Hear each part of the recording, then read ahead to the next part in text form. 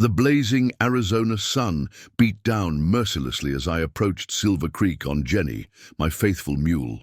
It was 1876, and the railroad was pushing through the territory, transforming sleepy outposts into bustling towns overnight. I wasn't much to look at: trail-worn clothes, a battered hat, and several days' worth of dust coating my face. The only remarkable thing about me was the leather satchel secured behind my saddle, though none could guess its significance. The first laugh came as we ambled down the main street. A young cowboy nudged his friend and pointed. Soon chuckles rippled through the afternoon crowd. I kept my expression neutral, despite noticing the group of well-dressed businessmen watching from outside the Silver Rail Saloon. "That's about the sorriest excuse for a mount I've ever seen," called a booming voice. I turned to face a large man with a handlebar mustache, his vest straining against his substantial belly, a gold watch chain glinting in the sun. "Seems to me," I replied quietly, "that a man ought to be judged by more than his choice of transportation." This drew more laughter. The man stepped closer. "Name's Barton Holcomb. I own most of this town, including the railroad office." He gestured to a freshly painted building across the street. "And who might you be, stranger?" "Thomas Everett Wesley," I said, extending my hand. "Recently of Boston. I'm here on railroad business." Holcomb's face reddened with mirth. "Railroad business? My friend, the Western Pacific doesn't send representatives. On mulebacks, they arrive in private cars with secretaries and fine luggage." I nodded. "You'd be right about that. I'm not here representing Western Pacific."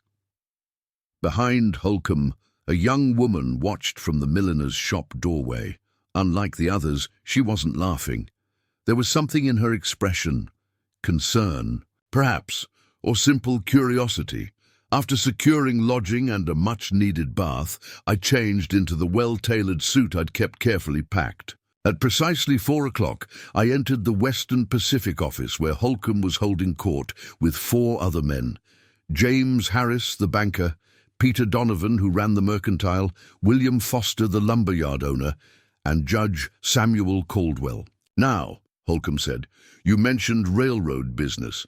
I'm curious what that might be, considering I'm Western Pacific's representative here." I removed a leather portfolio from my satchel. "I'm here representing Clayton Holdsworth." The silence was immediate. Holdsworth was one of the wealthiest railroad magnates in America. "And what brings Holdsworth's man to Silver Creek?" Harris asked, suddenly respectful. I produced official documents. "As of yesterday, gentlemen, the Atlantic and Western Railroad Company has acquired controlling interest in Western Pacific's southwestern expansion." "Impossible," Holcomb sputtered. "The board meeting concluded yesterday in Boston," I explained, calmly. "Mr. Holdsworth sent me specifically because of reports about the inconsistencies in Silver Creek's development." Harris examined the papers. "These appear legitimate." Holcomb's face reddened as he scanned them. "This can't be right. I have exclusive contracts." "Those contracts were with Western Pacific," I said. "They're now under review. Mr. Holdsworth is particularly concerned about certain land acquisitions and routing decisions." The room grew very quiet. Outside, townsfolk went about their business, unaware their town's future was being reshaped. As we exited the office, I noticed the young woman watching from across the street. Our eyes met briefly before she turned away. I had ridden into town on a mule, and they had laughed, but no one was laughing now. If you're still with me, you've only seen the beginning. What happens next will turn this dusty little town upside down. So before we dive deeper, make sure to subscribe, because trust me, you won't want to miss what comes next. The Silver Rail Saloon fell silent the moment we walked in. Conversations died mid-sentence. Glasses froze halfway to lips. Eyes followed us with a mix of curiosity and dread. We were shown to a back room, doors shut behind us. A bottle of whiskey appeared. No one had ordered it. Sarah, a young woman with striking eyes and an air of quiet resilience, served us. Her glances lingered on me. Not flirtation, calculation. Once we were alone, Judge Caldwell leaned forward. "Mr. Wesley, what exactly does this mean for Silver Creek?" I let the silence breathe, just long enough to build discomfort. Then I answered. "It means the railroad's future here is under review. Mr. Holdsworth has concerns about irregularities surrounding right-of-way acquisitions." I unrolled a map across the table. Red X's peppered the edges of town like a spreading infection. Every parcel needed to force the line through the canyon route. Acquired in the last 6 months. All by shell companies, all tracing back to 3 familiar names. I let my eyes rest on Holcomb, Foster, and Donovan. Foster stiffened. "There's nothing illegal about businessmen investing in land, unless those businessmen used insider information to buy cheap and sell high to the very railroad they work with." I cut in. I tapped the map again. 17 extra miles, 2 new bridges, an unnecessary canyon route. It adds millions to construction and conveniently runs through your land. Holcomb sneered. "You can't prove any of this." I smiled and placed a thick envelope on the table. "I don't need to. The Western Pacific Board has already seen the evidence, which is why they've pulled out." From my coat, I withdrew a letter bearing the Atlantic and Western seal. "This document authorizes me to renegotiate all contracts. As of now, your arrangements are null and void." The room erupted. Caldwell slammed his hand on the table. Foster swore under his breath. Holcomb turned crimson with rage. Only Harris, the banker, stayed quiet. His eyes locked on me. "You're not just a representative," he said quietly. I nodded. "I'm Atlantic and Western's new superintendent for the Southwestern Territory. From here to Santa Fe." Holcomb laughed bitterly. "You, a man who rode into town on a mule?" I stood slowly, voice steady. "The mule was deliberate. People reveal themselves when they think you're no one important. I let that land." Later that night, I walked Silver Creek's quiet streets alone. The town felt different. Beneath the surface, fear, anger, and the flicker of something else. "Mr. Wesley?" I turned. It was Sarah, the server from earlier. Her apron was gone. In its place, determination. "Sarah Callahan," she said. "My father ran the livery until it burned down." Her voice didn't waver, but her hands, they trembled. They offered him a third of what it was worth. He refused. 2 weeks later, there was a fire. They called it an accident, but it wasn't. I didn't interrupt. Then Judge Caldwell discovered a lien from Harris's bank. Enough to force a sale. They stole it, just like they've stolen everything else. "You're not alone," I said. "Others, the Morrisons, the Garcias, Mrs. Wilkins, they've all been forced out. Holcomb's group is buying up everything at gunpoint if needed. And all of it," I said slowly, "is along the canyon route." Her eyes widened. "You knew?" "I suspected. Now I'm certain." She stepped closer. "Are you really going to stop them?" I looked her in the eye. "Atlantic and Western believes a railroad should build communities, not destroy them. If you'll help me gather the others, we'll fight this." She nodded without hesitation. "Tomorrow." Morning. Back at my room, I sat by the window, watching oil lamps flicker in the distance. Everything we feared was true. But what I hadn't expected was how deep it went, how personal. "The storm is coming, and if you think tonight's revelations were explosive, just wait. Tomorrow, the town learns the truth. The conspirators face justice, and the people of Silver Creek take back what's theirs." Subscribe now, because in the next chapter, someone isn't walking away.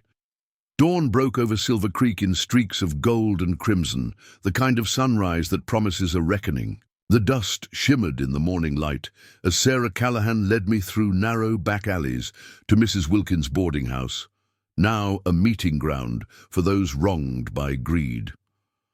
Inside, the air was heavy with anxiety. The Morrisons sat stiffly on a worn sofa, The Garcias stood close, holding hands. Jacob Turner leaned against the fireplace, arms crossed, while old Robert Abernathy, once the town's blacksmith, adjusted his cracked spectacles. Mrs. Wilkins greeted us, her eyes sharp. Behind age-worn wrinkles, I stepped forward and addressed them all. What I need are documents. Proof of the offers, records of the accidents, anything that builds a timeline. Without a word, Mrs. Wilkins opened a creaking wooden box. Inside, stacks of yellowed letters, banknotes, newspaper clippings, and a leather-bound diary. This belonged to a boarder of mine, she said. He died under strange circumstances, but he wrote everything down. I took a deep breath. This wasn't just evidence. It was the truth. What followed was methodical, ruthless, necessary. I called, each man in one by one. James Harris, the banker, broke first. His hands trembled as he admitted falsifying liens, crafting fake debts to force families into foreclosure. Peter Foster confessed next. He detailed how accidents were arranged. Stable fires, wagon sabotage, sudden illnesses after meetings with mysterious agents.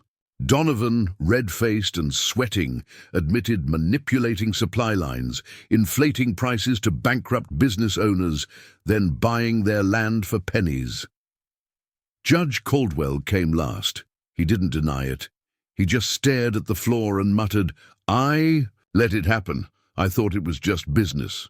But Barton Holcomb stood defiant, arms crossed, chest puffed like a rooster in a dying storm. "Whatever they told you is hearsay," he snapped. "You've got nothing that'll hold." I stepped closer and with one hand swept the tablecloth aside, revealing a spread of evidence so damning it silenced even him. Signed confessions, forged property deeds, loan records, insurance payouts, and 4 separate witness statements about the night the livery burned, each pointing to the same shadowy figure. "Daniel Callahan didn't just die," I said coldly. "He was silenced." Holcomb's jaw clenched. His face twisted with rage. Then finally, it broke. His shoulders slumped, as if 20 years of corruption finally collapsed under its own weight. "What happens now?" he asked, voice hollow. "Restitution," I replied. "The railroad follows the sensible route through the valley.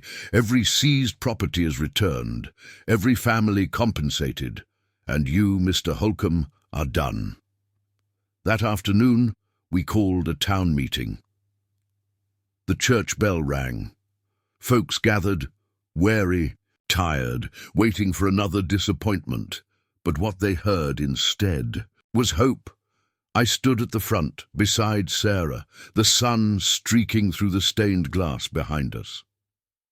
The Atlantic and Western believes a railroad should build communities, not tear them apart. Starting today, everything changes. Gasps filled. The room as names were called out. One by one I handed over official letters. To the Morrisons, your deed. To the Garcias, your restaurant site is yours again. Mrs. Wilkins, your boarding house has been cleared of liens. And then I turned to Sarah. Atlantic and Western needs a local horse exchange. We'd like you to rebuild the livery. Under your father's name, you'd run it. She froze, tears welling in her eyes. You mean I'd own it? You'd honor him with it? I said gently. My last morning in Silver Creek came too soon. I saddled up Jenny, who let out a stubborn bray like she knew we had unfinished business here. Sarah walked beside me to the edge of town. "Will you come back, Mr. Wesley?" she asked. I turned to her, tipping my hat. "This place has possibilities, and I'd like to see what it becomes." As I rode out, the townsfolk I passed didn't laugh. They nodded, smiled, some even tipped their hats, not just out of respect, but out of trust. I paused at the hilltop, looking back at the town that had once sneered at the man on a mule. But no one was laughing now. They were building again, not just homes, but hope. And you've only seen the beginning. Because what's coming next will shake the whole territory. But no one was laughing now. They were building again, not just homes, but hope. And you've only seen the beginning, because what's coming next will shake the whole territory. So, if tales of justice, grit, and redemption in the wild, stir your soul, hit that subscribe button. There are more stories to tell, and Silver Creek is just the beginning.